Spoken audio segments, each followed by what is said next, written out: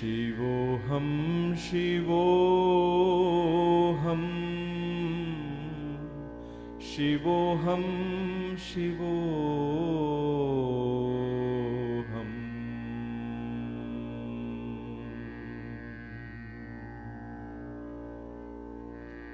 Shivoham, Shivoham,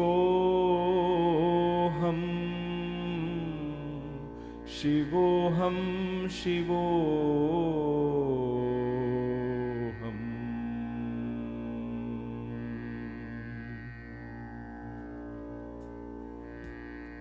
Shivoham, Shivoham.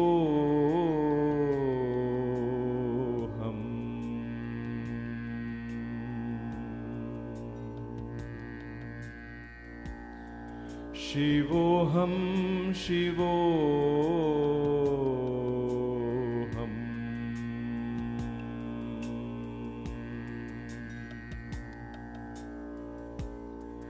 Shivoham, Shivoham,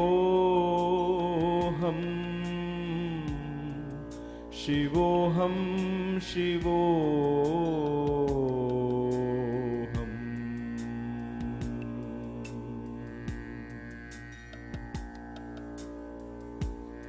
Shivoham, Shivoham,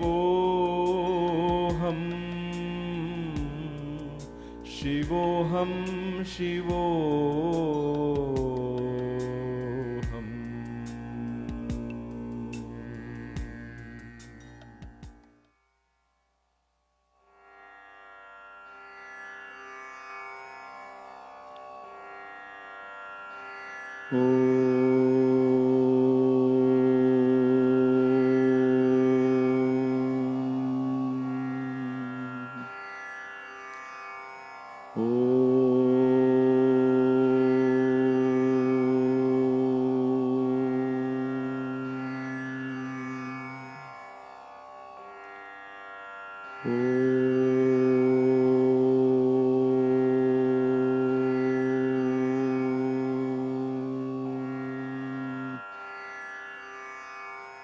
Shuklam Varadaram Vishnum Shashivarnam Chaturbhujam Prasannavadanam Dhyayet Sarva Vignopashantaye.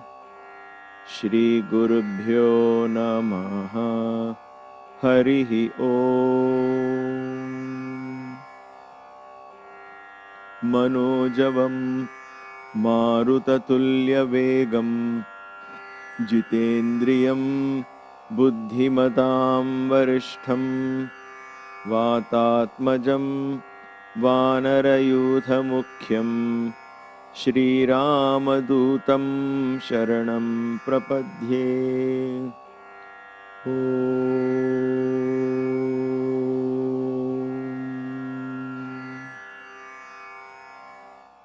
Namaste. Welcome to Kaivalya Yoga Gurukulam for another wonderful session of the Yogic Kriyas followed by Sundarakanda. Let us begin with deep reverential prayer offered to the divine energy Hanuman, the life-giving essence, Mahaprana that runs in our body, that will lead us to our divine self. All of these practices is not only to get physical health and mental health. Those are simple byproducts that will come by the way. But the most important goal is to awaken that divine Hanuman energy, the vital life principle that will take us to a greater awareness of our inner reality. Let us sit up tall and straight, either on the chair, on a bench, or on the floor. Let's begin the Omkara Kriya. With every exhalation, you chant the Om, and along with the chanting of the Om, let a lot of air escape, so it sounds like Home, and bend forward, crush the lungs, then breathe in and come up. We do this 3 times. You may want to swallow the saliva before you inhale. So let's inhale. Let's begin.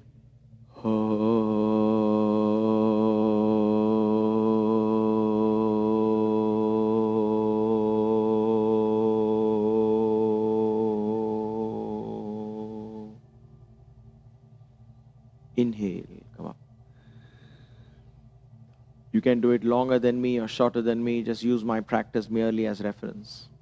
Sit up tall and straight. Gently shift your focus to the stomach region in this area. Pull the stomach in slightly.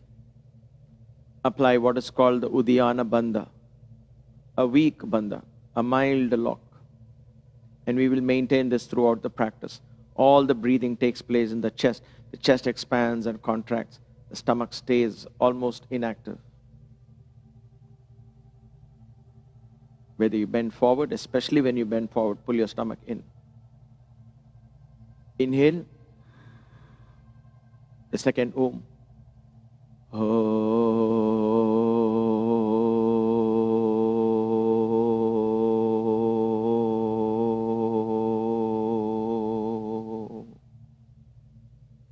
Inhale.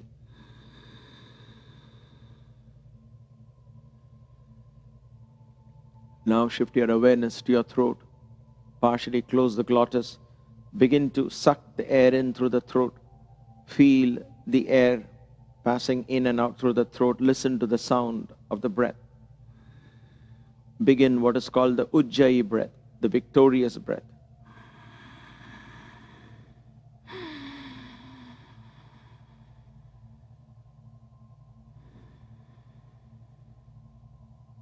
Just like you do,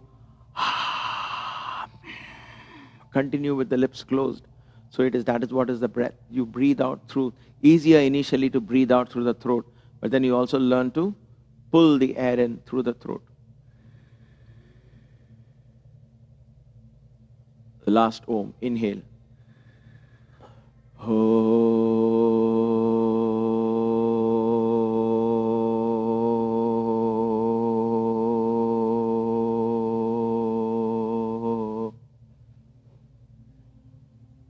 Inhale, come on. So the Ujjayi breath and the Uddiyana Bandha is in place and stays in place throughout the Kriyas. Kaka Shuddhi Kriya, mouth spouted like a beak of a crow, like so, or like a hose pipe. And you're going to breathe out very sharply and powerfully. Continue that exhalation till you can exhale no more, leaning forward, pulling your stomach in. And then you breathe in and come up. Empty the lungs completely. Detoxify your lungs. 5 times. Let's begin. Inhale. Again, you need to swallow the saliva. Please do so. And let's go.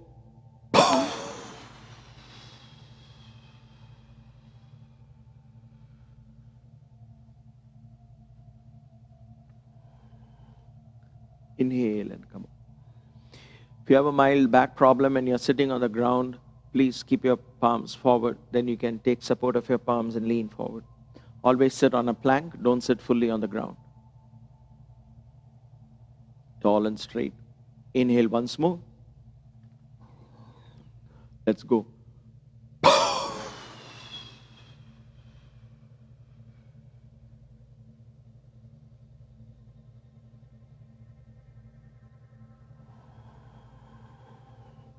Inhale, come on.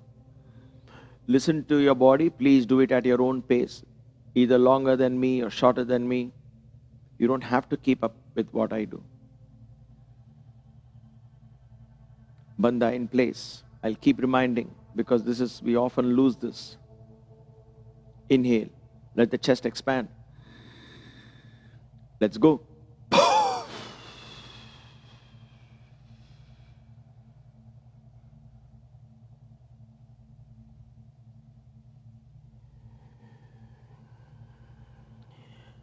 Breathe out till you can breathe out no more with the mouth, and then breathe in and come up. Breathing in is with the nostrils, breathing out through the mouth. 2 more to go. Inhale. Let's go.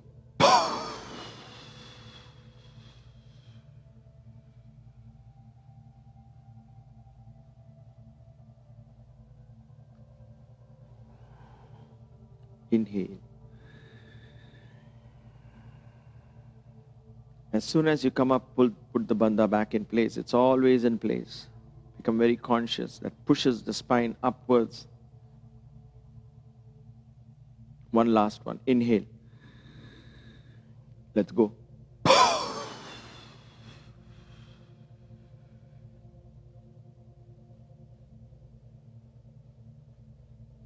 Inhale.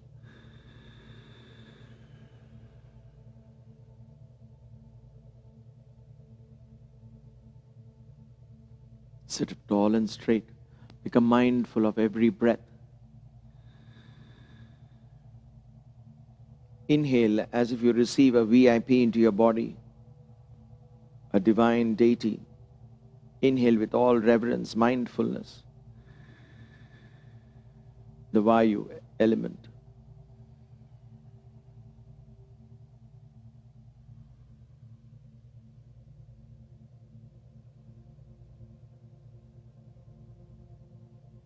Wonderful.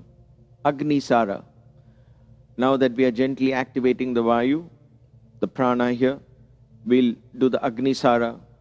You're going to breathe out, hold the breath out, pull your stomach in nicely, almost like creating a vacuum.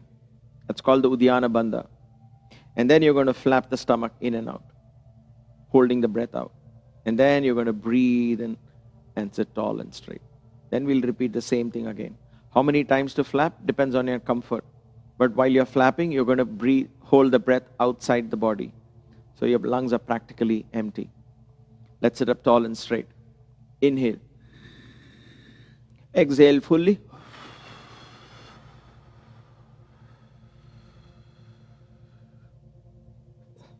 And begin.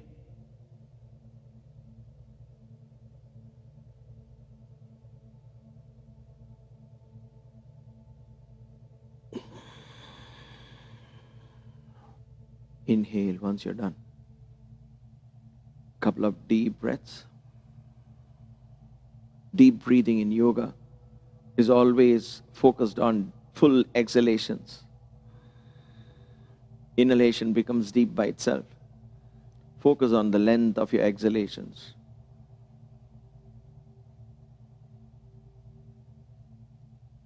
Let's go for the next round. Inhale.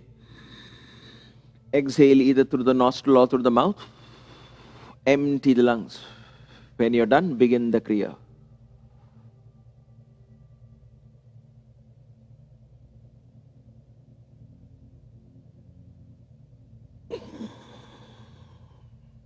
Inhale.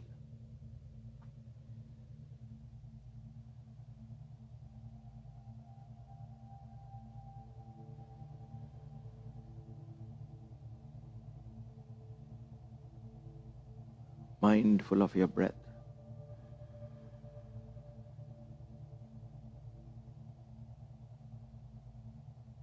One last one. Inhale. Breathe out fully. And begin the Kriya when you're done.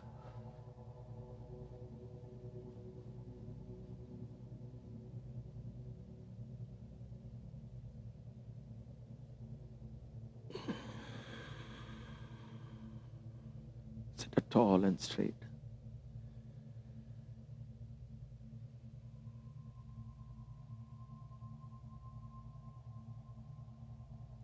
Once we mildly activate the Agni, it pushes the prana up.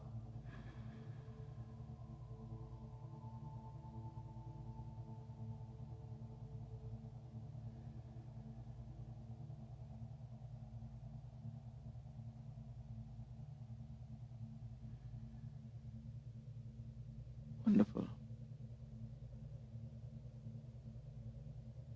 Let's do 5 rounds of Markata Kriya. For those of you who have been doing this for a while, begin to enjoy the process. Once you got the techniques in place, all you have to do is keep the bandha in place. That's it. Once the Uddiyana bandha is in place, the prana that's being activated here gets spread throughout the body with the help of the samana vayu.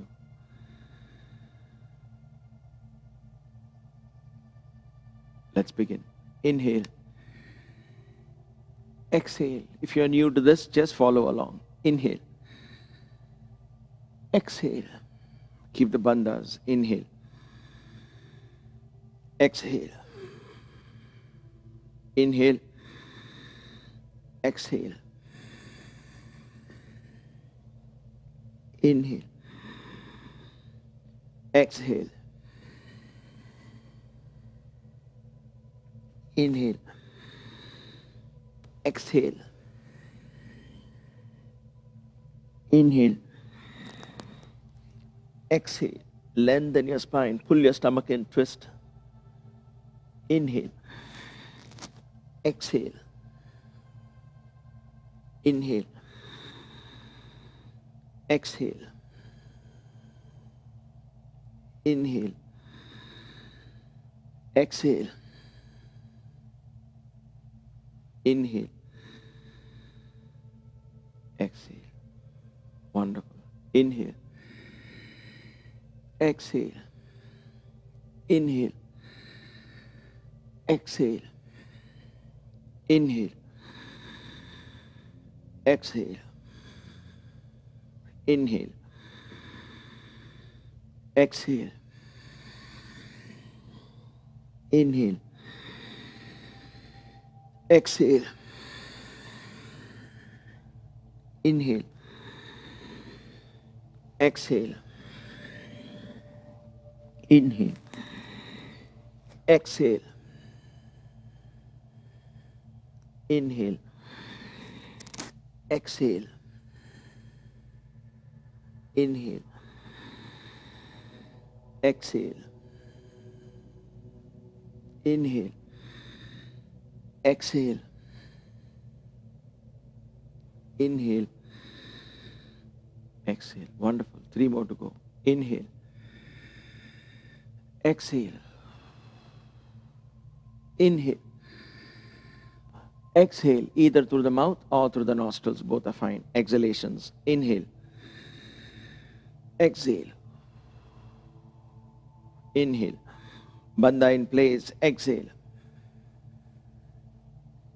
Inhale. Exhale. Inhale. Exhale. Inhale. Exhale. Inhale. Exhale. Inhale. Exhale. Inhale. Exhale. Inhale. Exhale. 2 more. Inhale. Exhale. Inhale. Exhale. Inhale. Exhale. Inhale. Exhale. Inhale. Exhale. Inhale. Exhale. Inhale. Exhale. Inhale. Exhale. Inhale. Exhale. Inhale. Exhale.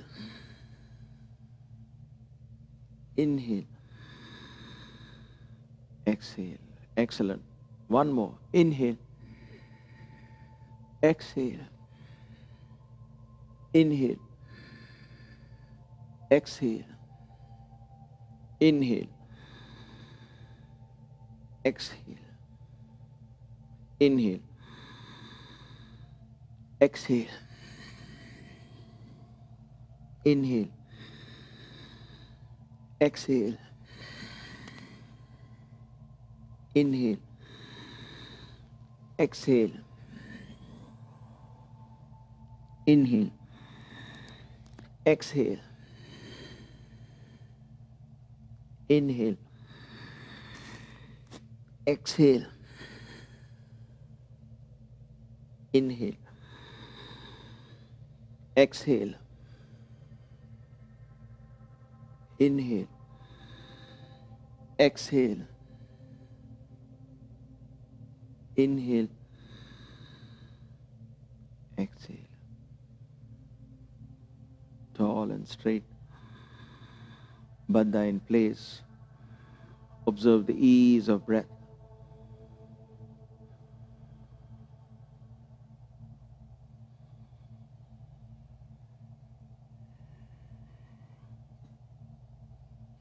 When you practice this for many months, breathing after this becomes so effortless, deep breathing.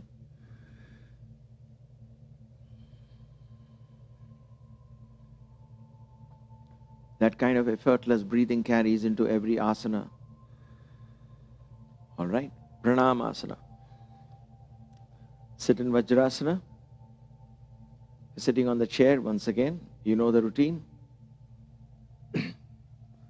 You can make your palms into the mudra, thumbs in, fingers over your thumbs. Place the fists on either side of your belly button, if this works for you. If not, just keep your hands on the side and go down. It's important you press the stomach in, so you're forced to breathe through the lungs. It's a great way to train. Inhale. Exhale. Lengthen your spine slowly. Breathe out fully. Rest your head on a block or on the floor. Don't raise your butt from the ground. Collapse on top of your thighs. Breathe in and out. Don't let your stomach move. Use the back of your lungs, the sides of your lungs to breathe. Long, deep breaths.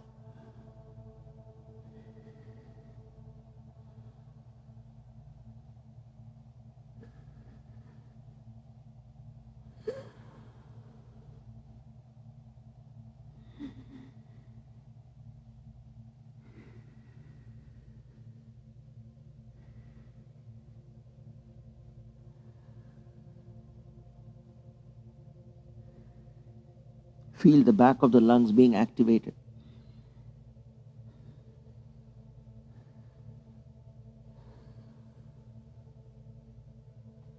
Gently inhale and come up. You can sit like this for Bhastrika if you're comfortable. Otherwise, come back to a seated position.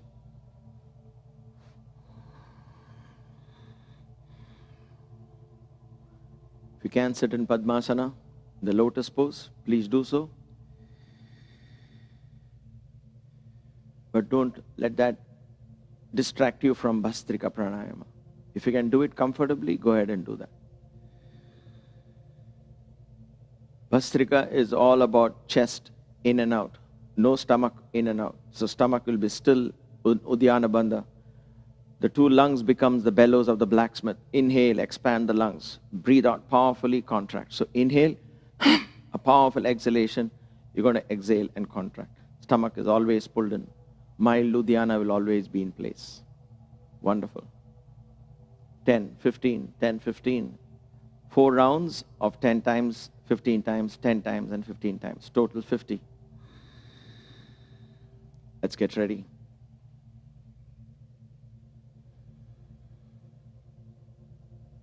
When you're ready, let's go for the first round. Do 10 times at your own pace.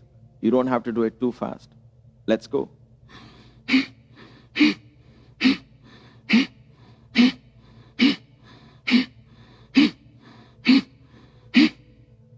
Breathe in and out.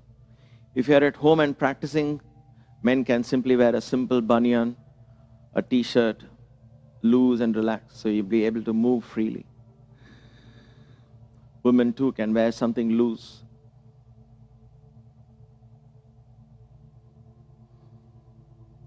Breathe in and out. Keep the bandha in place. The second round will have 15 cycles in them. When you're ready, let's go.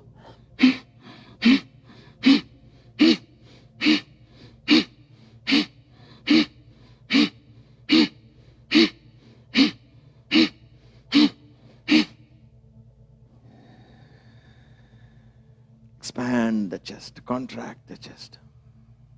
Engage the prana here. Don't let the prana slip down.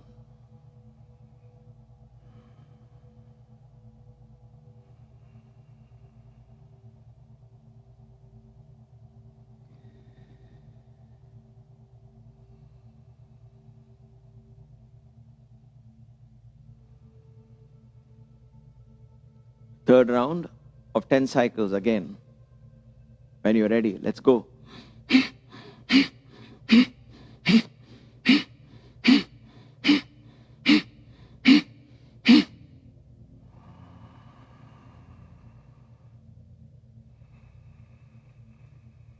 Uddiyana Bandha in place. Takes a lot of training to breathe fully through the chest and not use the stomach to go in and out.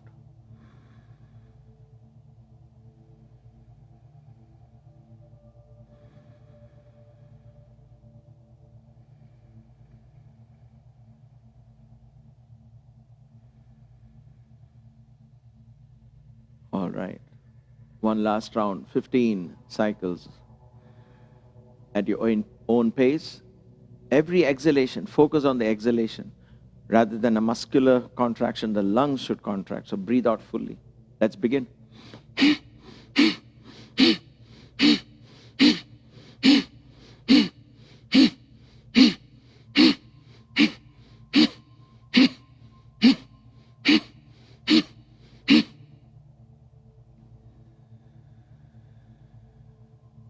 Breathe in and out.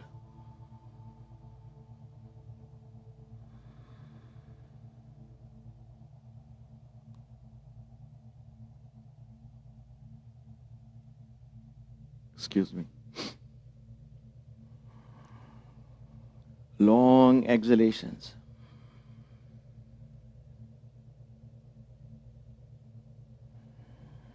Mindful inhalations. Let's get ready for the Ramanama Pranayama. Just 5 minutes. Allow the Ram Nam to gently settle into the consciousness. In that consciousness, we are all one. We connect. The Ram Nam becomes so powerful. It blesses every soul that needs it, provides vitality, strength, health, in all dimensions. There is so much energy in that Bija mantra, the divine mantra Ram. But don't focus on that mantra consciously. Focus on the breath consciously. Focus on the ratio of inhalation, exhalation.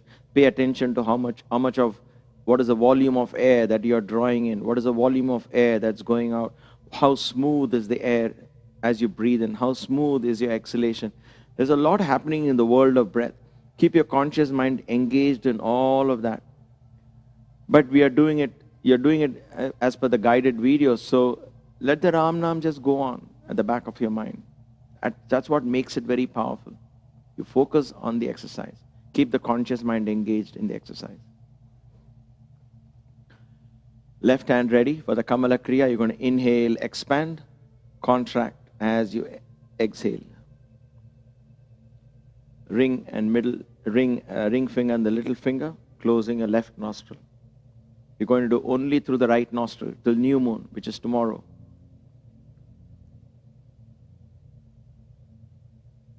Close the left nostril. Sit up tall and straight. Let's begin the Ramanama Pranayama. Inhale, 1, 2, 3. Exhale, 1, 2, 3, 4, 5, 6, 7. Inhale, 1, 2, 3. Exhale, 1, 2, 3, 4, 5, 6, 7. Inhale, 1, 2, 3. Exhale, 1, 2, 3, 4, 5, 6, 7. Inhale, 1, 2, 3. Exhale, 1, 2, 3, 4, 5, 6, 7. Inhale, 1, 2, 3. Exhale, 1, 2, 3, 4, 5, 6, 7. Inhale, 1, 2, 3.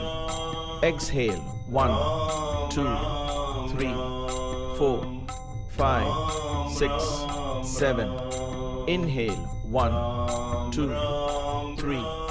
Exhale, 1, 2, 3, 4, 5, 6, 7. Inhale. 1, 2, 3. Exhale.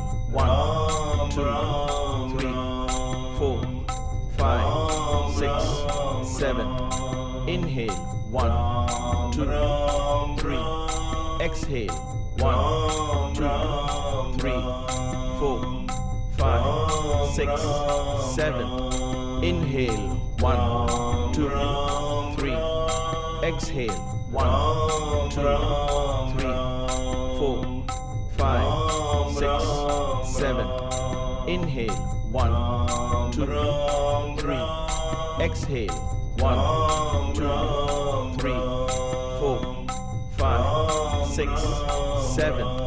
Inhale. Exhale.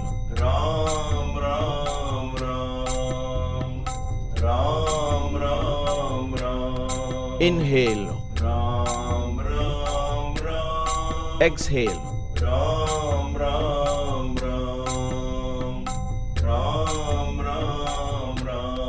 Inhale. Exhale.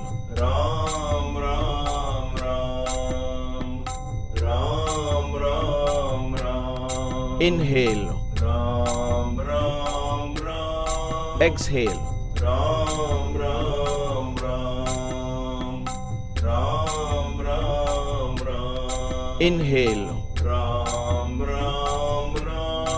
Exhale.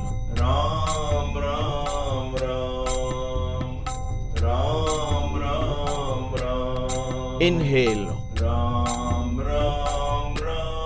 Exhale. Inhale. Exhale.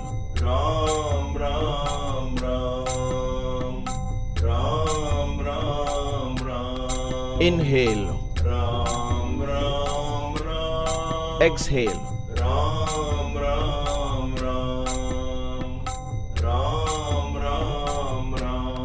Inhale. Exhale.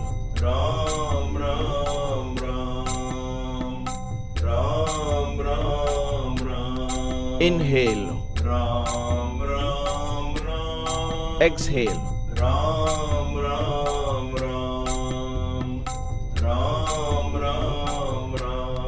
Inhale.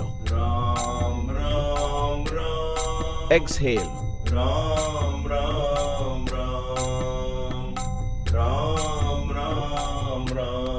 Inhale. Exhale.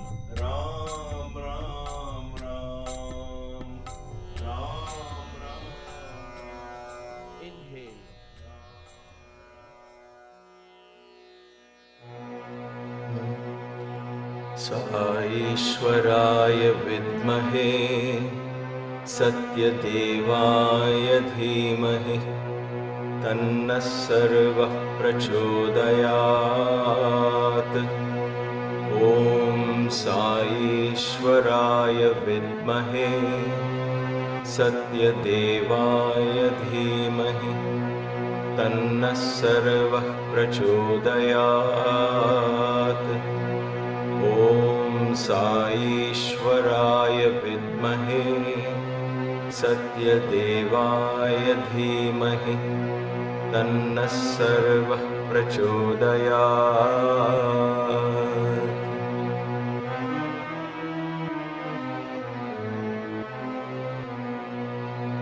Shriram Ram रामेति रमे रामे मनोरमे सहस्रनाम तत्तुल्यं राम नाम वरानने। श्रीराम राम रामेति रमे रामे मनोरमे सहस्रनाम तत्तुल्यं राम नाम वरानने। श्रीराम राम रामेति रमे रामे मनोरमे सहस्रनाम तत्तुल्यं राम नाम वरानने। ॐ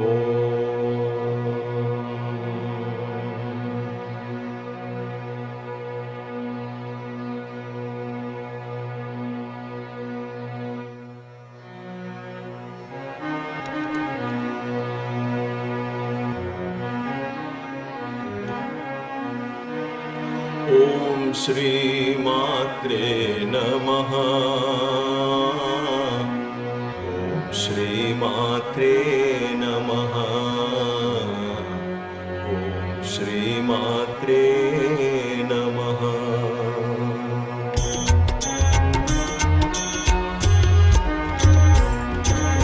ಓಂ ಶ್ರೀ ಮಾತ್ರೇ ನಮಃ. ಓಂ ಶ್ರೀ ಮಾತ್ರೇ ನಮಃ. ಓಂ ಶ್ರೀ ಮಾತ್ರೇ ನಮಃ. ಓಂ ಶ್ರೀ ಮಾತ್ರೇ ನಮಃ. ಓಂ ಶ್ರೀ ಮಾತ್ರೇ ನಮಃ. ಓಂ ಶ್ರೀ ಮಾತ್ರೇ ನಮಃ. ಓಂ ಶ್ರೀ ಮಾತ್ರೇ ನಮಃ. ಓಂ ಶ್ರೀ ಮಾತ್ರೇ ನಮಃ. ಓಂ ಶ್ರೀ ಮಾತ್ರೇ ನಮಃ. ಓಂ ಶ್ರೀ ಮಾತ್ರೇ ನಮಃ.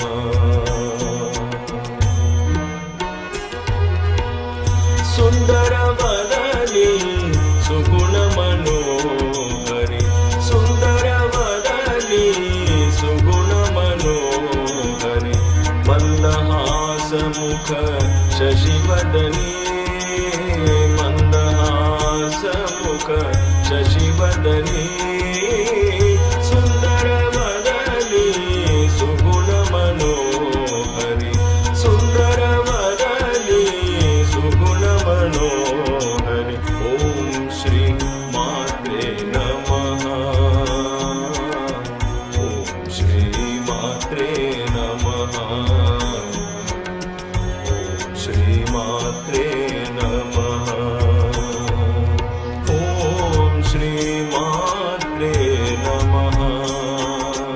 ಓಂ ಶ್ರೀ ಮಾತ್ರೇ ನಮಃ. ಓಂ ಶ್ರೀ ಮಾತ್ರೇ ನಮಃ.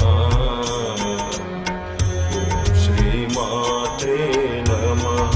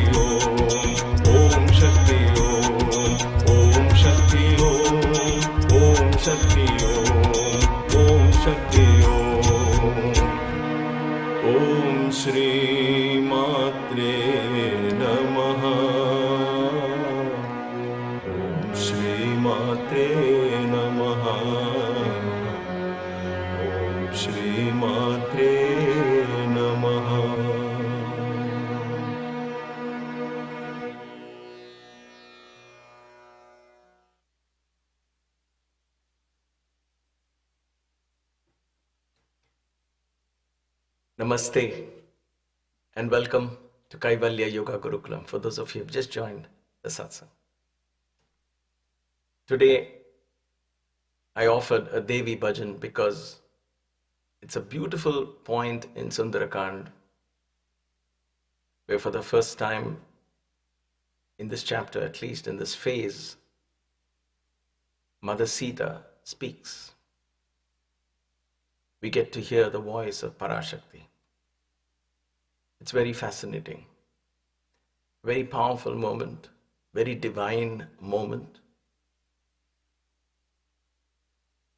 And it is just divine grace, I guess, that even in the story of Valmiki, there is so much to learn in the way he has weaved the story, that in this chapter, even though Hanuman has done all of this effort and come to her, the one she addresses first is Ravana, not Hanuman. Nevertheless, that is something we need to think and take home. Many times Baba would avoid some of us for some reason. Of course, we would have done something amiss and there would have been time for a lot of self-introspection. He would avoid talking to us. It would go on for weeks or sometimes months. And we would think Baba is angry with us and so on. And once Baba very beautifully explained, it is only with people whom I feel who belong to me that I can take liberties. When guests come home, the mother is strict with her children, not with the guests. She's very pleasing to the guests, very nice to the guests, speaks to the guests nicely. But when it comes to her children, she'll say, behave yourself, stay where you are. Don't come out of your room or do your homework or something like that. Right? And I think that was such a powerful lesson, so beautiful that even in that apparent ignoring at that moment, there is tremendous love. So here, Mother Sita in her divine wisdom knows Hanuman, right? If you take a step back and look at it, this is not Valmiki's version. This is my way of analyzing the situation. She's sitting there, and if she is Parashakti, she knows Hanuman is looking down. But she doesn't give him the first chance. She turns and addresses Ravana for the very first time after her abduction. Because it is he who needs to be put in place and sent back. Hanuman belongs to her. She knows Hanuman will wait, not going anywhere. There is something more to it. I am not extremely clear at this point what it is, but I think it's a very, very powerful lesson there for us to take home. So maybe it's a homework for all of us to think, why is that? Because Vani means words. Vani is a very powerful thing to come from a guru, from in a satsang like this, when we sing and we speak, words are very important. When a mother speaks to a child, words are very important. When spouse speak to each other, words are very important. In general, but when the divine speaks, how much more important that must be.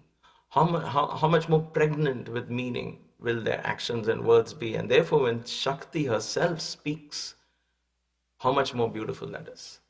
So this is a rather short verse, in the sense a regular chapter of 30 to 34 verses, but it's going to take a while, at least 2 days, if not 3, because there is so much to learn here. It's beautiful. And I don't think we need to rush, because this is where Mother Sita is speaking to us, telling us how we can get her. This gives us an idea how we can earn our grace and what we should and shouldn't do. Before I go into that, please let me be very clear, because sometimes we make assumptions and we may not have heard it correctly. Nowhere have I intended in saying that senses are something evil or senses are something wrong, and it is something wrong to even smell a perfume or smell a flower or sing a song. It's not like that. We are only talking of indulgence. Indulgence is not regular act of if I feel thirsty, I drink lemon juice. I like the taste of lemon juice. I'm happy with lemon juice. So there is nothing wrong in eating tasty food. There's nothing wrong in seeing beautiful colors. There is nothing wrong in touching things that are pleasing to the skin. Nothing wrong in that. But it is when indulgence happens, when we indulge, overindulge it, when we become slaves to those senses, that is when we get trapped in Lanka. Please let me be very clear about that.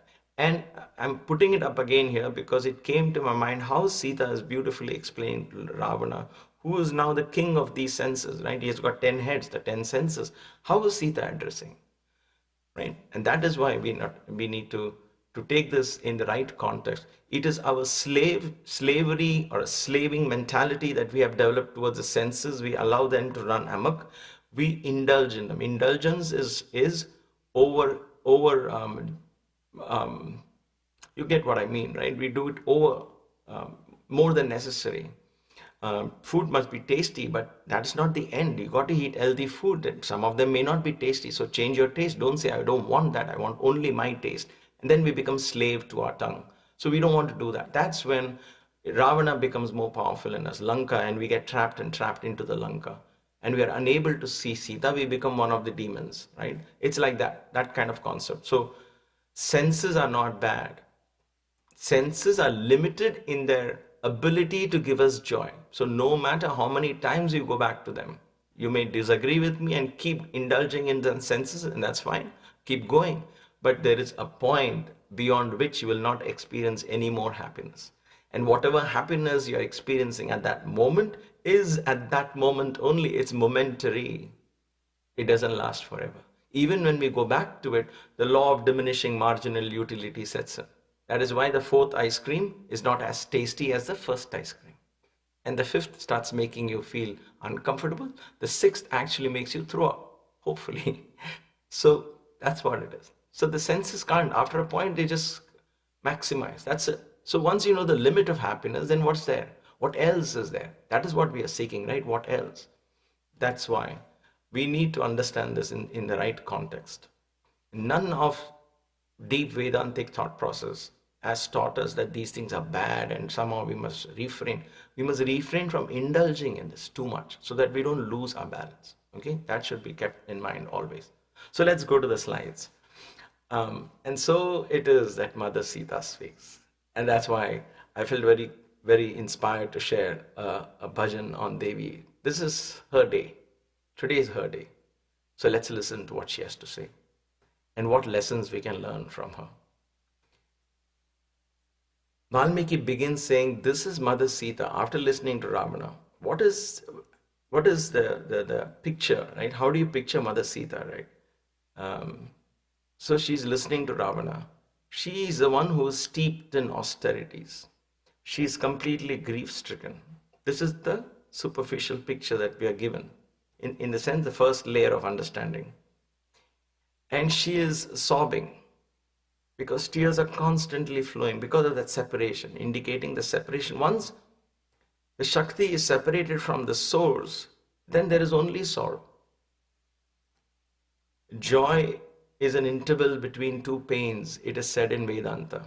I know it sounds very pessimistic, but it is not to kill the fun of life. No, it is from this point of view that when we are torn away from our source, whatever joy we experience will come down because they are all senses related, right? So they will all come down and back to our yearning. We don't know what we are yearning for.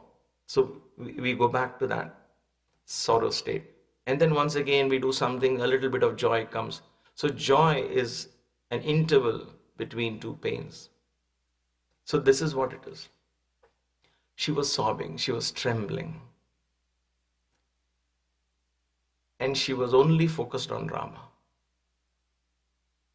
This is that state of mind and the austere penance like Devi, who is doing penance in that state, she is going to talk to Ravana. So let us keep this in mind. And in spite of that deep penance, she has a gentle smile. You know, when there is deep pain, you will have a smile in your face. When you have great laughter, you will have tears in your eyes. It's the irony of life. So it's probably that kind of a smile she puts out. And what does she do? She places a blade of grass between her and Ravana, even before she speaks, a blade of grass. a blade of grass. What a fantastic action. You know, in all communication principles, in modern communication, they teach you that 96 or 94 maybe, don't quote me on that, but somewhere on that range, is entirely non-verbal in nature. About 6 or 7% is what you verbally communicate. The words that you choose and the grammar you use and the tone and all of that. The verbal part of it is only 6 to 7%. What the audience receives. This is what we learn in modern. What is 96%, 70% plus is body language, and the other one is the tone of the voice and so on. But anyway, so 95, 96% is, or 94% is entirely body language. That is what is communicated through any kind of communication at any level, right? If a child is telling you, when Krishna told Yashoda, I didn't steal the butter, I don't know where the butter is, his body was saying otherwise. There was a mischievous smile, he was fidgeting, and his mother knew she is lying, right? So the body tells far more truth than the words. Actions speak louder than words. Once Baba was listening to a boy, he said, I can't listen what you're saying. He spoke louder and louder. He said, I cannot listen. Your actions are too loud. Your words are very soft. I can't even hear. And so actions always speak louder than words. So the powerful body language of Sita, first, even before she speaks. So this was not known now. This was known a long, long time ago. That is why in yoga, you learn the body language. In other words, you move the body, you get into these poses, pay attention to each and every accurate movements, become very mindful of the breath and the body, because in that body language, there is a communication with the universe that is happening. And in your body language, you can communicate with the universe through your body language, just like animals communicate just by their bodies, right? The peacock puts up his feathers and plumes beautifully. When it's time to mate, he displays that. That's his language. So body language is very, very, very important. So Sita, what does she do? First of all, in her own body, she has already shown how she is completely displeased with the whole thing. She is fasting. She is in penance. Her mind is focused completely on Rama. Where all the demons are doing all the other stuff in Lanka, she is in Ashokavana, right? That is one part. Now when Ravana is addressing her, Ravana is waiting for her to respond. The first thing she does is picks up a blade of grass and puts it between her and him. Now, the meaning of this has been touched upon almost every scholar that has read the Ramayana. I briefly went through the internet and saw what all people said. And so I noticed 99.9% of all of them have ethical and moral implications to the blade of grass. And many of them have religious implications as well. And that's okay, right? These are all the common ones. What is the ethical and moral implication? She is a chaste woman. She's a married woman, which is what Valmiki explains, right? In the first layer of peeling the onion, this is what comes out. And that's okay, because that is very important for a society to function normally. Otherwise, it will be haywire. So, because she is so chaste and a woman who's devoted to her husband, she is called a pativrata. So she has an energy that because of her chastity, that no man can cross a limit with her. So she puts a blade of grass, because if Ravana crosses that blade of grass, he could get burnt. So that was one thing. So there are many versions of that. So there are ethical and moral implications of this particular action. Don't cross this line. Don't mess with me, she says. Don't mess with me. This is the line. Okay. So in the story part of it, it makes sense. As I meditated today, it drew so many lessons that I want to share. Deep spiritual implications of why would a divine energy, if that divine energy, Parashakti herself, have to teach you, and you and I are caught up in the throes of Ravana, Because we also have 10 heads, we have these 10 senses who are constantly speaking something or the other, creating chaos in our chitta. So we are, in a way, Ravana. If mother has to speak to us, what is she teaching us with that blade of grass? The blade of grass signifies distinction between Rama and Ravana. The first thing that came to me, and I'll share a beautiful anecdote with Baba, because this is very, very important for us to understand. Very important. The difference between Rama and Ravana, we would think, oh, it's North Pole and South Pole. Oh, no, they two are never there. One is one side, the other is completely different. We can't even bring them together. Yes, all that is there, right? We also say Rama is above Ravana, all that. So we will leave that aside. Just to understand this blade of grass implication, just here. The difference between Rama and Ravana is simply a blade of grass. What is a blade of grass? It is the tiniest, the littlest, the minutest thing, the weakest thing that one can think of. You blow it, it just flies away, right? So that is what Sita could find there. Even a pebble is stronger, right? A pebble doesn't move. But a blade of grass just flies away. It dries away in a second. So she puts a blade of grass in between her and Ravana, meaning Ravana cannot cross the blade of grass and come. Rama can, but Ravana cannot. What is that blade of grass? If he has to come, he has to become Rama, which is not possible, right? So how do we, in order to address and go to our mother, how do we invoke the Rama within us? In other words, the Atmic energy. So she directly comes and joins the Atmic principle. What is that? To me, the awakening of Rama within us is that blade of grass. What does that mean?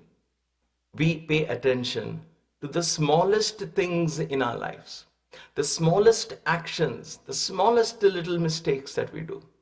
It is not the big ones that we have to worry about. The big ones that we do, the big lies that we tell, or the big blunders that we might commit, whatever we call big, I don't know what big means in your mind, but whatever it is big, all of that is an accumulated effect of those little small mistakes that you have overlooked. Chalo koi baat nahi, this is a small thing. You know, like when guests come and we push a little bit of the dust under the rug because they're not going to see under the rug. Or when you're decorating an altar, we'll say, oh, the camera is not going to catch that. Let's push that under the altar for the time being. And we do that. These little acts of misdemeanor, if you will, slowly piles up and becomes a Ravana. Little things, very little things. So, Baba once came to our college. He watched us playing table tennis. And among many other things, he was just walking around. He saw table tennis and all of that in the gymnasium. He was very happy. Then in the afternoon, he called me and a couple of boys. And he was talking and he asked me, do you play table tennis? And it's one of my favorite games. So I said, yes, Baba. And he said, oh, you know, even I used to play table tennis many years ago. And I used to hold my robe up and I used to play with the bat. You know, there is a net. You saw the net? Oh, the ball should not hit the net. Now he becomes like a 5-year-old. He's trying to tell us, oh, I know everything about table tennis. And he becomes like a child when he explains these things. Oh, you know, the ball should not go into the net. It should go above the net. If it goes too much, then it goes outside the table. You have to be careful. So it's a very good game, very interesting game. And we were just admiring the way Swami was very childishly, he was happy about it and so on. And so there suddenly came a beautiful concept there that he shared, which stayed with me. It made sense to me many months later. It was not an aha moment at that time because there were a lot of things going on with sports meet and also, but it was his grace that it registered because I found it interesting. Baba made it mention. So then as he was talking, he says, you know what? The secret, how to play the secret of the game? See, if your racket is going up like this, when you hit the ball, if your racket angle is like this, then the ball will go up and you'll go on the outside of that table. If it is too much down like this, the angle is down, then the ball will hit into the net. You have to have a correct angle. So the control is here on the wrist. కొంచెం ఇట్లా చేస్తే కింద పోతుంది, కొంచెం ఇట్లా చేస్తే పైకి పోతుంది. అదే మన లైఫ్ కూడా కొంచెం ఇక్కడక్కడ పోతే లైఫే పాడపోతుంది. Meaning Little if I shake like this, a little change here, ball goes into the net. A little change here, ball goes over the net, over the table. And just a statement that he made casually, nothing casual comes out of his mouth. But at that moment, it wasn't watch out, here comes the truth, nothing like that. He said, life kuda need me, life lo kuda ante. In your life also it is like this. A little bit mistake, life e paadaipotundi. Your life itself will get spoiled. Because konjam itla cheste. So in sports also he said discipline is good and all that. And then he asked him, he went off. But for me, that like, what was that? Suddenly he said, life also is like this. What is that? What was about life that a little bit going into the net and a little bit going out? How does that connect to the life? And then over the months of thinking about what Baba said, what he said, it dawned on me that the little acts, the tiniest act is what sets the momentum in life, not the big ones. Not the fact that I meditate 3 hours a day, or I do pujas 4 hours a day, or you say I do japa, I do 1,000,000 japa a day, or whatever it is you do. We put all those big things. Those big things are not really important. Do I make my bed? Do I speak lovingly to my children, to my spouse? When I get my coffee cup, how do I place it? Even those small things, how mindful am I? It is those small things that slowly add on to help us do the big things in life. And that was the lesson. And to me, when I read that chapter, Sita places the blade of grass to Ravana. He said, Ravana, this is the little things that you have misused in life, that you are where you are today. So here, this is the blade of grass. This is the difference between you and my Lord. What? A blade of grass. Why? Because Ravana doesn't pay attention to those little things. He doesn't even know what it is. He's completely absorbed so much in the senses. He doesn't know what those things are. He thinks they have no connection. Today in our education, in the way we live, in the way of I, me and mine, it's the same thing. We don't pay attention to the little things. We don't know. If your closet is not organized, and if you have no intention of organizing your closet, a simple thing like your clothes, maybe there is a problem organizing thoughts in your mind. Maybe. I don't know. You have to ask yourself. Look around your house and see how it is. And if there is disorganized home, know that the disorganization, if it's temporary, that's fine. But if it's always like that, then you ask yourself, then this disorganization is a reflection of who I am. This is what is going on here. And so how do I begin to set right the little things? And this is not you as a mother or you as a father, one person, but what do I do as my role? How do each one in the household pay attention to the little acts? And if everybody pays attention to the little acts, the house will be a beautiful place to live in. It becomes a home. It is the same thing in the community, in the world at large. It's the same thing in our spiritual awareness. If I'm aware of the little thoughts that come and go, the little things, I have to be mindful. Hey, where did that come from? Believe it or not, I can speak for myself. When I was sitting in front of Baba, he knew I was doing yoga and all of that. So there will be other boys who will sit like this and he will twist and their back will hurt, and so they will do all that. And Baba will say, yo, Papa, what happened? But if I move like this or like this during bhajans or anything, he'll give me a very stern glance. And at first I used to feel very bad, saying, what is this? I can't even move. 2 hours I've been sitting stiff. But he would give a glance because he didn't expect that from me. But he paid attention to those little things. If he said, "Ayo, Papa, it's okay, Sundara, you also sit calmly," then for me that might have been the foundation for me to stop my whole yoga practice. But because I said, no, next time I won't get that stern look. I will sit even more straighter, even more still. And I was practice. So that put me back on the path. It is those little things. When we would speak to Baba, one little slip of tongue, that's it, Baba would catch it. That's why speaking in his presence, I've spoken many, many times in his presence. And it is more of a stress, not because of people in front, but because of Baba next. Because you have to be very mindful of every word that comes out. Once I gave a public discourse before a drama in Bangalore. It was very well received and everything was done. I spoke about the institute, I spoke about the college in our life and all of that, everything that Baba is doing. Next day he came, he called me, he said, you spoke very well, I'm very happy. But he said, kept his arm on my shoulder, very sweetly he said, you know, nobody is giving free education. Why didn't you mention that in your talk? You could have mentioned that. The education minister was there. I wanted him to listen because they all make a business.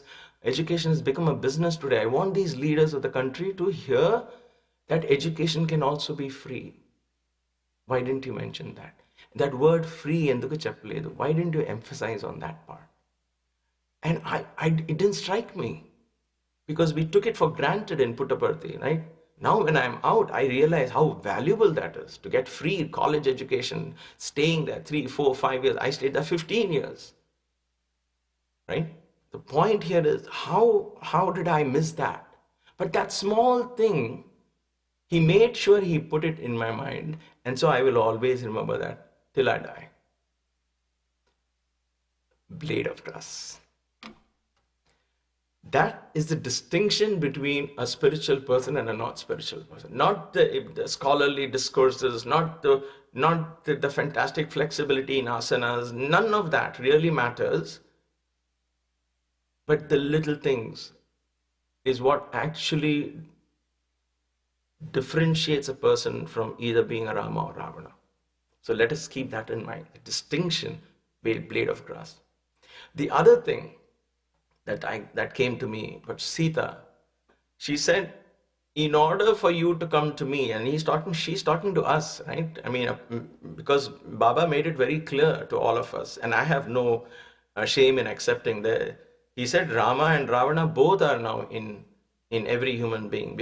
We are so confused that part of us are. We want to have senses as well. We want to please God as well. We are in this mess. Doesn't matter. This is who we are. We're not judging ourselves and saying, oh, poor me, what do I do? This is who we are. Let's accept it and then decide how to move from this. Correct? Because this is the yagna, which is the introspection. We are looking into the mirror of our soul, if you will. And we should be brave enough to say, yes, I have these weaknesses, but I'm not going to be tied down by them. Because the inner me is waiting to come out of that. So to reach the Shakti, she places a blade of grass in another perspective. She says, to reach me, you have to transcend the earth. You have to, if you want to come here, you have to cross. You have to transcend the physical dimension. Especially you and I and all of us. And of course, there must be exceptions. There's so many knowledgeable people here. So many devoted people in the satsang. In general, in our society today, in our community, and I mentioned this a few days ago, we are obsessed with physicality. We want to look good, we want to feel good, we want to be healthy, we want to live long, we want to enjoy life. Everything is physical, physical, physical. Our home should look good, our car should look good, our clothes should look good, our body should look good, our televisions at home should look good, our furniture should look good. Physical, physical, physical, physical, physical. Everything, right? Why? Because we rely on the senses. But you don't get that with Sita. You have to transcend that. In other words, we don't get to be slaved down by that. We don't define beauty because of physicality. We don't define health because of physicality.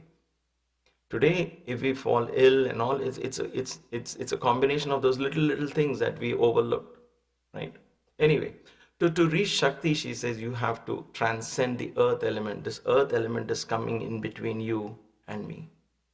Let us transcend the earth element. What does that mean? So when we talk of Mooladhara and Lanka being the Mooladhara and Shakti being there, it is very important to understand.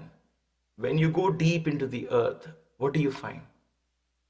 When you go deep into your unconscious, or we talk about Chitta, so we go from the Manas to the Buddhi into the Ahankara and deep into the Chitta, the substratum that holds all these modifications and registers every single event of our lives. Every single thought, every single inclination, instinct, impulse, and action is registered. When we go down there, that is the Chitta. That is called the Chitta, Agni. So in order to reach Shakti, who is pure Agni, she is energy. In order to reach her, Brahma is also Agni. She is from the sun. Shakti is also Agni. So, Chidagni. Chit, that is why in Lalita Sahasranama, when we chant 1,008 names of Lalita, right in the beginning, where does she come out from? Chitagni Kunda Sambhuta, Devakarya Samudhyata. She arises from the Chitta Agni. Chaturbahu, with the hands first, she arises out of the flame. So from the Chitta Agni is where Sita is right now. That's why Ravana cannot approach her, he'll get burnt. So that is one way to say, oh, he's not a chaste guy and he's approaching a chaste woman, he'll get burned, he got cursed. So that is one part of the story. But in truth, through our senses, when we try to go, we will get burned. Through even in Hatha Yoga, when we force the Kundalini Shakti to awaken, there are ridiculous powerful methods to do that. But what happens? Invariably, the sadhaka, the practitioner, gets burned. He cannot handle the Shakti. You can't force Shakti. You can't do that. You have to allow this. We have to transcend the earth element, and then she gives darshan. That is why Hanuman transcended. He jumped from the mountain, transcended the earth element, crossed the ocean, the water element, and all of that. And then he's getting darshan of the Chittagni, steeped in austerity. He's now getting that darshan, right? So even Hanuman had to go through that. So deep inside is Chitta. So we have to transcend that blade of grass. What is that blade of grass to you? You would ask yourself. That is coming between you and your divinity. It is only a blade of grass. Pay attention to the small things, not the big things. And if the small things can be taken care of, the bigger things automatically fall in place. There is much to share, but we will pause here because if I go to the next slide, I won't be able to stop. Let us be very, very, very grateful to Maharishi Valmiki. These rishis have given us so much, and the stories are so powerful. It is no wonder they have lasted thousands of years. Don't believe what anybody else says. The truth is that history can't even record when this epic was even written. It was so far back. And so such great teachers have given us such powerful lessons. These lessons have equal implications even today, are equally powerful even today, because even today the journey into the spirit has not changed one bit. What has changed is technology. Instead of writing a letter and posting out in the mailbox, we send it through a chat or a text now. That's all has changed. The content in that message, either through the text or through the letter, that content, the ability to deliver the content, the value of the content, the expression expressed there, that has not changed.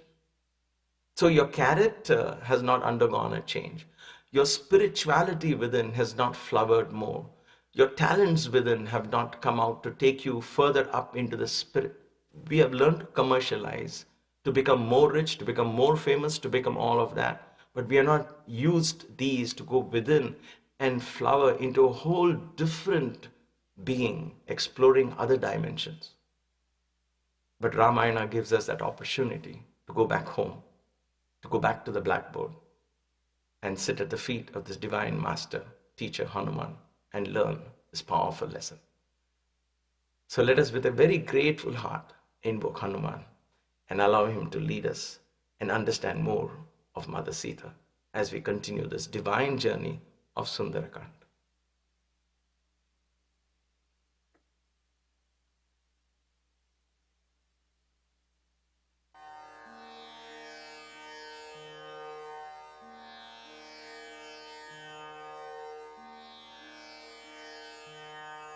ॐ भूः पुरुषं श्रीबजरङ्गरूपाय श्रीसाम्ब सदाशिवम् आवाहयामि।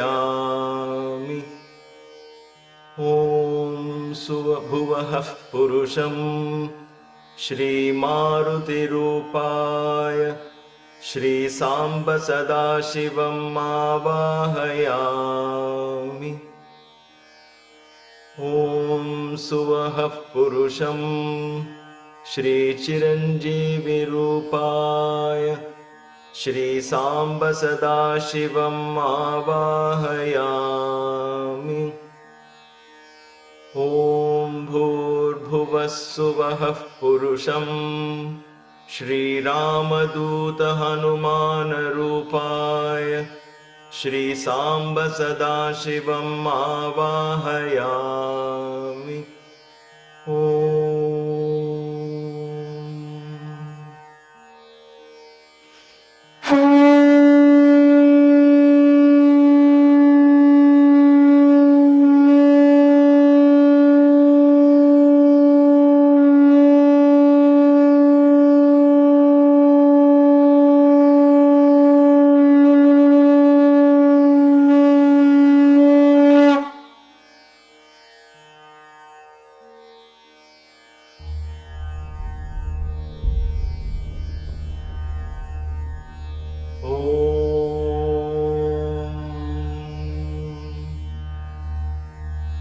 तस्य तद्वचनं श्रुत्वा सीता रौद्रस्य रक्षसः आर्तादीनस्वरादीनं प्रत्युवाच शनैर्वचः। दुःखार्ता रुदती सीता वेपमाना तपस्विनी चिन्तयन्ती वरारोहा पतिमेव पतिव्रता। तृणमन्तरतः कृत्वा प्रत्युवाच शुचिस्मिता।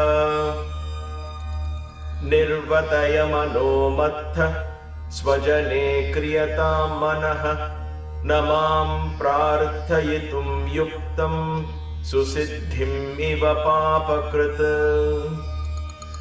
अकार्यं न मया कार्यम् एकपत्न्या विगर्हितम् कुलं सम्प्राप्तया पुण्यं कुले महति जातया।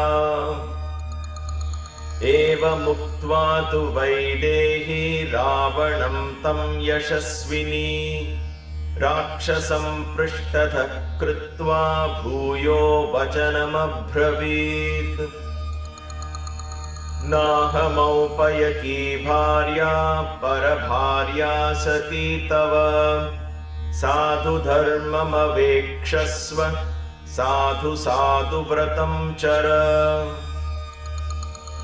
यथा तव तथान्येषां दारा रक्ष्या निशाचर। आत्मानमुपमां कृत्वा स्वेषु दारेषु रम्यताम्। अतुष्टं स्वेषु दारेषु चपलं चलितेन्द्रियं नयन्ति निकृतिप्रज्ञं परदारा पराभवम्। इह सन्तो न वासन्ति सतो वा नानुवर्तसे तथा हि विपरीता ते बुद्धिराचारवर्जिता। वचो मिथ्या प्रणीतात्मा पथ्यमुक्तं विचक्षणैः राक्षसानाम् अभावाय त्वं वा न प्रतिपद्यसे। अकृतात्मानमासाध्य राजानमनये रतम् समृद्धानि विनश्यन्ति राष्ट्राणि नगराणि च। तथेयं त्वां समासाद्य लङ्कां रत्नौघसङ्कुलाम् अपराधात्तवैकस्य न चिराद्विनश्यति। स्वकृतैर्हन्यमानस्य रावणादीर्घदर्शिनः अभिनन्दन्ति भूतानि विनाशे पापकर्मणः। एवं त्वां पापकर्माणं वक्ष्यन्ति न कृता जनाः। धिष्यैतद्व्यसनं प्राप्तो रौद्र इत्येव हर्षिताः। शक्या लोभयितुं नाहमैश्वर्येण धनेन वा अनन्या राघवेणाहं भास्करेण प्रभा यथा। उपधाय भुजं तस्य लोकनाथस्य सत्कृतम् कथं नामोपधास्यामि भुजम् अन्यस्य कस्यचित् अहमौपयिथी भार्या तस्यैव वसुधापतेः व्रतस्नातस्य विप्रस्य विद्येव विदितात्मनः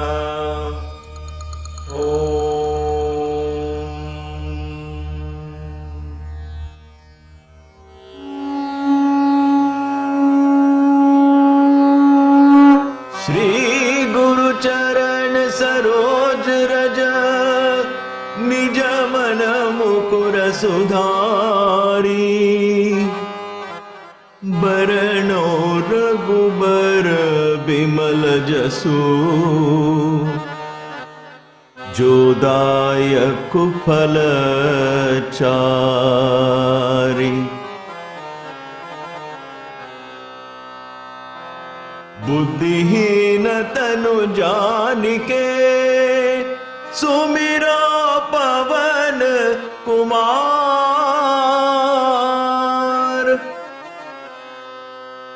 बल बुद्धि विद्या देहु मोहे हरहु कलेश विकार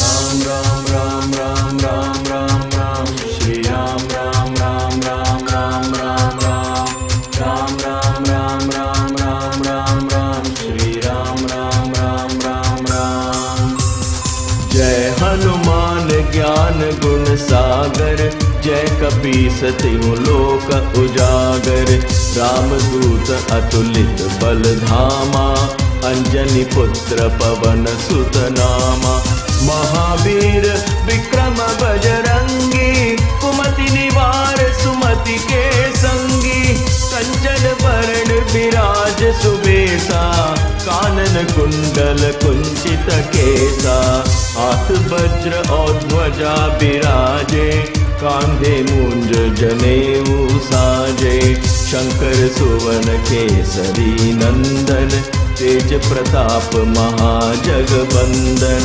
विद्यावान गुणी अति चातुर राम काज करिबे को आतुर प्रभु चरित सुनिबे को रसिया राम लखन सीता मन बसिया राम राम राम राम राम राम राम श्री राम राम राम राम राम राम राम राम राम राम राम राम श्री राम राम राम राम राम राम राम राम राम राम राम राम श्री राम राम राम राम राम राम राम राम राम राम राम राम श्री राम राम राम राम राम सूक्ष्म रूप धरि सियहि दिखावा विकट रूप धरि लंक जरावा भीम रूप धरि असुर संहारे रामचंद्र के काज सवारे लाए सजीवन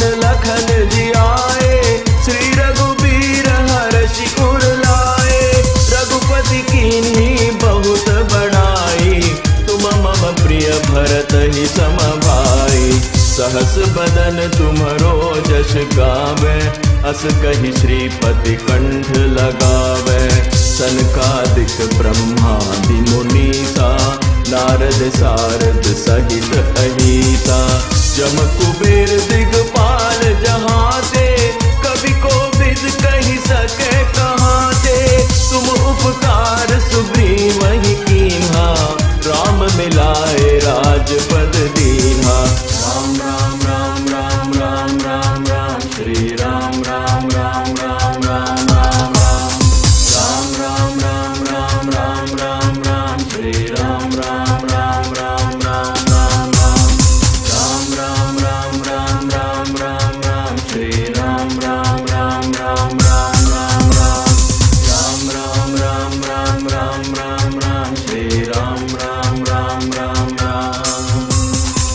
तुमरो मंत्र विभीषण माना, लंकेश्वर भय सब जग जाना।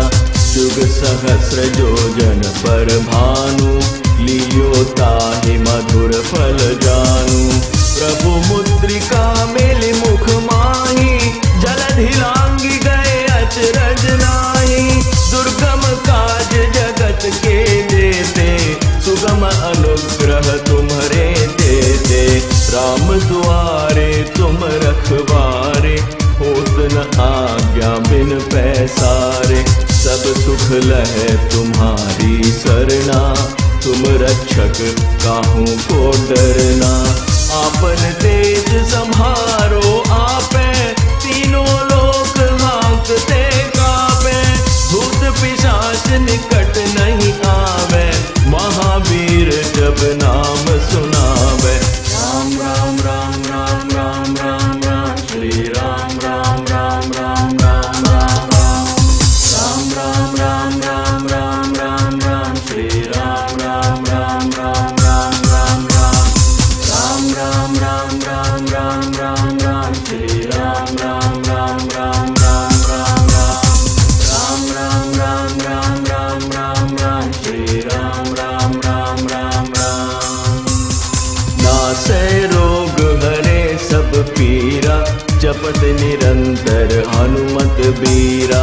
संकट ते हनुमान छुड़ावे, मन क्रम वचन ध्यान जो लावे। सब पर राम तपस्वी राजा, तिनके काज सकल तुम साजा। और मनोरथ जो कोई लावे, सोई अमित जीवन फल पावे। चारों जुग परताप तुम्हारा, है प्रसिद्ध जगत उजियारा। साधु संत के तुम रखवारे, असुर निकंदन राम दुलारे। अष्ट सिद्धि नौ निधि के दाता, असवर दीन जानकी माता। राम रसायन तुम्हारे पासा, सदा रहो रघुपति के दासा। राम राम राम राम राम राम राम, श्री राम राम राम राम राम राम राम राम राम राम राम राम राम, श्री राम राम राम राम राम राम राम राम राम राम राम राम, श्री राम राम राम राम राम राम राम राम राम राम राम राम, श्री राम राम राम राम राम। तुम्हारे भजन राम को पावे, जन्म जन्म के दुख बिसरावे। अंत काल रघुबरपुर जाई, जहाँ जन्म हरि भक्त कहाई। और देवता चित्तन धरई, हनुमत से सर्व सुख करई। संकट कटे मिटे सब पीरा, जो सुमिरे हनुमत बलबीरा। जय जय जय हनुमान गोसाई, कृपा करहु गुरुदेव की नाई। जो शत बार पाठ कर कोई, छूटहि बंदी महासुख होई। जो यह पढ़े हनुमान चालीसा, होए सिद्धि साकी गौरीसा। तुलसीदास सदा हरि चेरा, कीजय नाथ हृदय महाडेरा। राम राम राम राम राम राम राम, श्री राम राम राम राम राम राम राम राम राम राम राम राम, श्री राम राम राम राम राम राम राम राम राम राम राम, श्री राम राम राम राम राम राम राम राम राम राम राम राम, श्री राम राम राम राम राम। पवन तनय संकट हरण, मंगल मूर्ति रूप। राम लखन सीता सहित,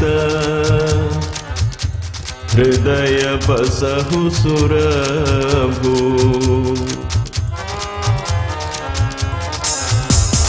राम राम राम राम राम राम राम, श्री राम राम राम राम राम राम राम।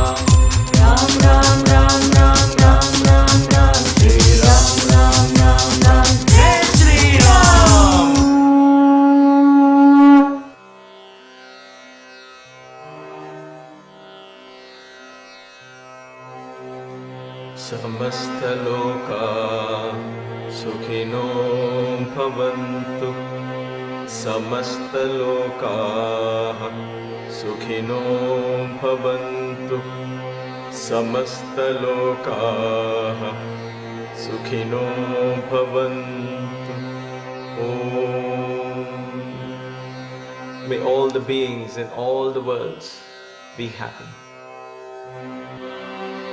जय बोलो पवन सुत हनुमान की जय, सियावर रामचंद्र की जय, सतगुरु साईनाथ महाराज की जय। नमः पार्वती पतये हर हर महादेव।